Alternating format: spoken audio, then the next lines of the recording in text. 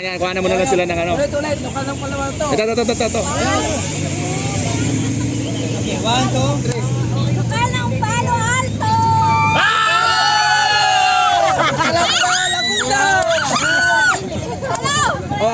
Kayo po ba bukas ay a-attend dito sa Peace Rally?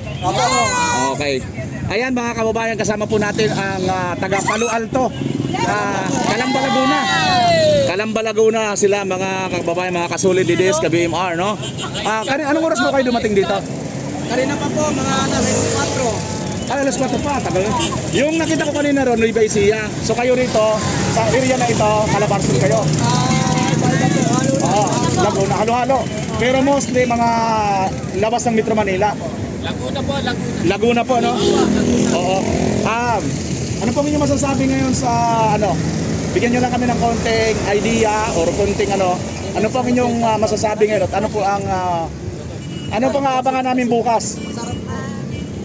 Bali po, ang isasagawa pong rally bukas ay ito po ay para po sa kapayapaan ng ating bansa at para po sa kapakanan ng ating mamamayan. Alright. At saka pagkakaisa po ng Pilipino. Okay. Doon napanood namin yung sinasabi nila Congressman Marcoleta na ito daw po ay pagsang-ayon ni PBBM ng INC sa sinabi ni PBBM na wag i-impeach si Vice President Sara Duterte. Ano pong inyo masasabi doon? So makakaganda po sa ating bansa doon po kami. Wala po kami ibang ano po yung ng pamamahala. Kahit pagkain. Okay. So, ibig sabihin nito, nakikipagkaisa din po kayo sa panawagan na wag i-impeach si BP Sara kasi yun naman po ang sinabi ni BBM, di ba? At yun na po ang panawagan ng INC at nitong peace rally na gaganapin bukas. Ayan po mga kababayan, so maliwanag po yan ang ating po mga kasamahan dito na mga dumalo na nanggaling pa po ng Laguna. Medyo may kalayuan po sila kasi ang Laguna, mabuti nga lang ngayon, hindi ba matraffic papunta rito? Hindi pa po. Hindi pa, no? Kanina po, hindi pa po traffic pa po. Ay naku, mabuti na lang pala ngayon kayo nagpunta.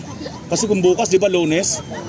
Ayan mga kababayan, so ayan po, so maliwanag po yan ang ating po mga kababayan na mga nandito ngayon ay mula pa po Laguna, alas 4 pa po ng hapon sila nagpunta rito at tinagahan na po nila para iwasan po bukas. Naku, iwasan na po bukas. Saan po kayo matutulog? Dito na po. Ano po ang mag-hotel po kayo? Magtitenta lang? Magtitenta lang po kayo? Talagang sakripisyo po ang gagawin ninyo, no ho? Para po sa pagkakaisa po. Pagkakaisa ng bayan para sa kapayapaan. Yan. At ang ating mga leader naman magkaroon na sila ng pagkakaisa para hindi na tayo para mas lalo pa tayo makinabang na tayong mga dapat natin dapat tayo nilang paglingkuran, di ba? Opo. Tsaka marami po dapat silang ayusin, unahin, hindi po yung marami tayong kailangang resolvehin na problema sa ating bansa. Hindi po dapat sila tumutok na kung ano man sa mga katulad ng impeachment. Kasi ang gagawin po nilang kung sakali matuloy po ang impeachment ni VP Sara ay magkakawatak-watak tayo Ibig sabihin magkakagulo-gulo. Kaya nandito po kami gawa po ng panawagan din po ni PBBM na iwasan po yung pagkakawatak-watak natin mga Pilipino.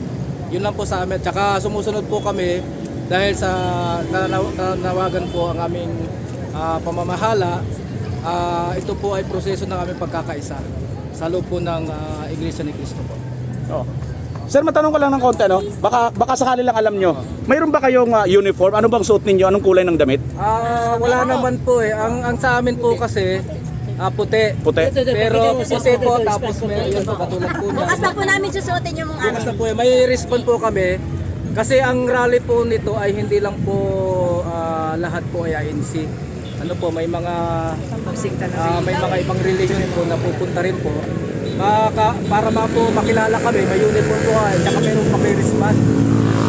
In case po na wag naman sana magkagulo, paano man, ay madali namin malaman kung kapatid sa INC o hindi. Yun lang po. Ayun, yun nga po kasi nabanggit ninyo yung welcome pala sa inyo yung iba't ibang mga relihiyon, hindi lang INC, di ba? So meaning to say, parang kasi yung ngayon, parang medyo okay naman po yata yung sa KOJC, kay Pastor Kibuloy, siguro pag nag-join din sila, hindi nyo naman siguro pagbabawalan din, ano? Hindi naman po, basta wala pong gagawa ng gulo. At saka kami po sa rally po namin, ay wala po kaming kinikilangan dito, either PBBM o SARA. Wala po. Wala po kaming sinusuportahan. Ano po? Kasi maliwanag po kasi katulad ng binanggit nyo sa KOJC, meron po silang sinusuportahan na kung sino man po, hindi namin babanggitin. Pero sa amin po sa iglesia, wala po. Para mas maliwanag po yon.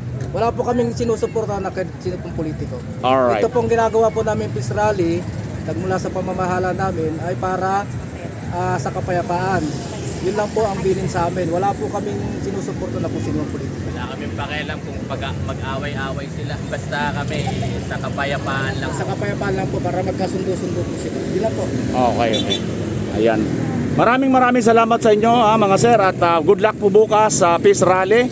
At syempre at the same time, ingat po tayo. At sana mag-enjoy kayo sa napakalawak kong mansyon dito. Thank you po. Ayan guys.